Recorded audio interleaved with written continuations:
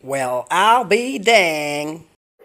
Good day! So today we will be checking out another Lazada Boodle. So for today, bubuksan po natin at i-check kung ano ang itsura nitong Trek Team cycling wear. Upper wear, short sleeve, tsaka cycling short. So from the feel of it, mukhang breathable talaga ang texture nitong cycling wear na to. Mukhang malamig sa katawan, madulas, at talagang makakahinga ang iyong katawan. So, ang akin pong in-order ay medium.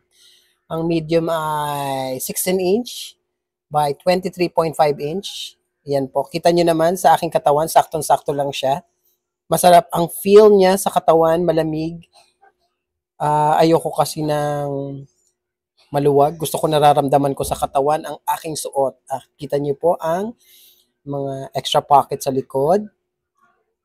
Try naman natin ang cycling short. So actually, this is my first time purchasing cycling wear kaya hindi ko alam kung paano ang harap at likod nitong short na ito. So let us try putting it on. Ayun, okay. So tama naman pala ang harap at ang likod. So again, maganda ang feel niya sa katawan. Talagang nakaka-excite mag-bike. So for me, it's a thumbs up.